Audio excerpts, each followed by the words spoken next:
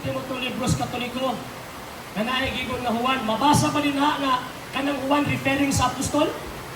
Sumala sa mabasa ang Mr. Juan. Moderator? No. Sorry. My question is categorical. Mabasa o din eh? Oh, Categorical. So, humana ang question. Tubaga ang question sulod sa 30 segundos. clarification Tubag. motor. Ang kaposan sa iyang butana. Okay, usabon daw ang pangutana, sir. Usman na ka pangutan na gigamit nimo ang libro nga niingon na si Juan dili katoliko. Ang imong gipasabot nga Juan referring sa apostol Juan. Mabasa ba sa mong libro nga referring sa kang apostol Juan? Okay, tubag. Implicitly, naay mabasa nga diin ang Juan nga imong giingon nga inyong apostoli ay inyong mga Katolik dili gyud. Mr. Moderator, Okay. ikabasa palihog. Implied nga referring kay apostol John. Imply. So, this Ang baong libro ha? mauni ang punto na to kaganihan nga nagkaguliyang ta. Maybe now is the time to prove na to kinsa gyud ang Juan nga gipasabot diha, sir.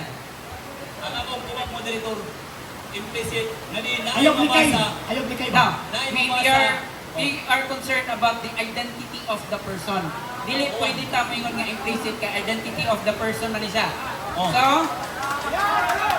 atong iklan para masakto na to hasta pod ang mga audience nato whether diri sa atong session hall or sa internet live, Oh. masayod kung kinsa gid na siya nga Juan. Okay. Sumala sa pagtubag moderator mo ni. Naay mabasa implicit lagi. Nga Juan nga diin naay Katoliko nga dili maluwas. Sir, ang dapat nimong ma-answer ang iyahang question, dili pwede ta mag-implicit.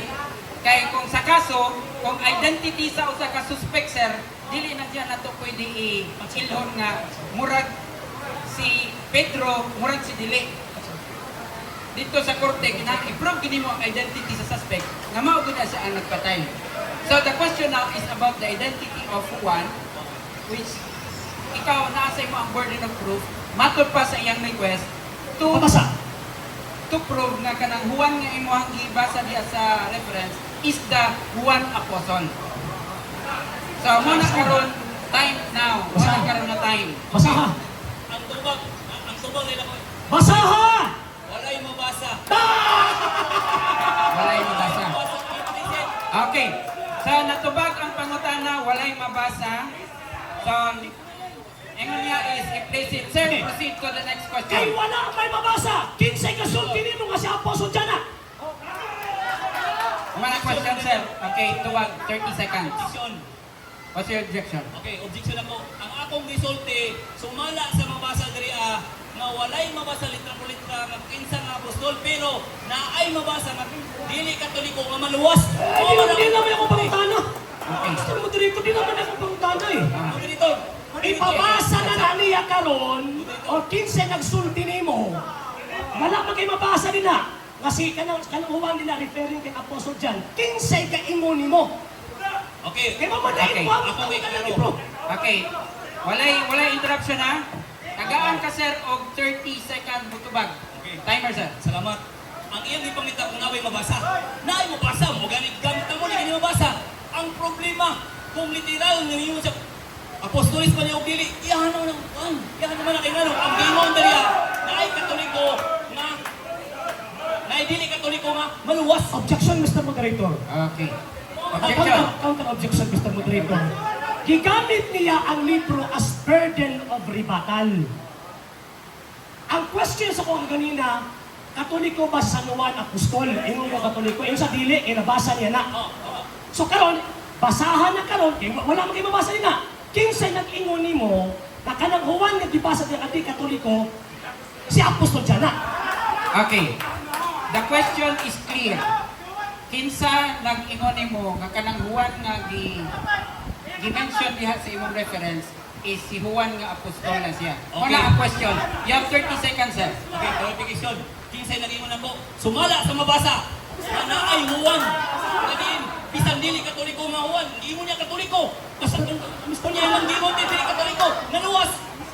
Bisan mabasa na. Basta. Okay. Basahon na Okay, to. basahon. Para mahuman na Basahon. ang answer, ang question and answer. You have 30 seconds, sir. Ay, sir, ipapasa sir. Na si Apostol John. Monitor. Klaro kayo ang katagitawang ang uban na ay mabasa rin mahuwan. Pero ang punto ay monitor dili lagi ni gipasabot kung apostoles pa ni og dili. As long as may mabasa diri. Kaya mabasa diri ang Okay. ay dili katoliko maluwas. So, ang tubag, sir. Ang iyang tubag is, he cannot identify clearly kung si Juan ba to nga apostol o dili. Wala ang iyang tubag. Sa hindi pa po nakapag-follow sa mga pages po natin, i-follow nyo po yung mga pages po natin, RJ Horolanciano II TV Apolia Punto Argumento page, Kuya Apologist TV page, and RJ's Vlog 2022. And pwede rin po kayo mag-send po dyan ng Facebook stars. And also, sa ating po mga channels, sa hindi po nakapag-subscribe, subscribe po ninyo yung mga channels natin, The Lay Catholic, Apologist International Official, RJ Sano II TV, Kuya Apologist TV, and Barrio Kawayan Religious Forum. And pwede rin po kayo mag-send po dyan ng super sticker, super chats, and super thanks. And maraming salamat po sa mga kapatid ko mga Katoliko na ulis pong tumutulong sa programa po natin. Maraming salamat po. Nang dahil po sa tulong at suporta po ninyo, ang programa pong ito, until now, andito pa rin po sa social media. And until now din po, nangangailangan pa rin po tayo sa tulong at suporta po ninyo dahil wala po kanyang magagawa rito mga sir, mga ma'am, kung wala po yung tulong at suporta po ninyo. Sa gusto pong tumulong, sa gusto pong sumuporta, pwede po ninyong ipadala ang tulong at suporta po ninyo sa pamamagitan po ng ating mga account numbers dyan po sa ating pong screen. And pwede nyo po kaming i-message sa ating pong page kung via remittance po yung ipadala po ninyo. Maraming salamat po in advance.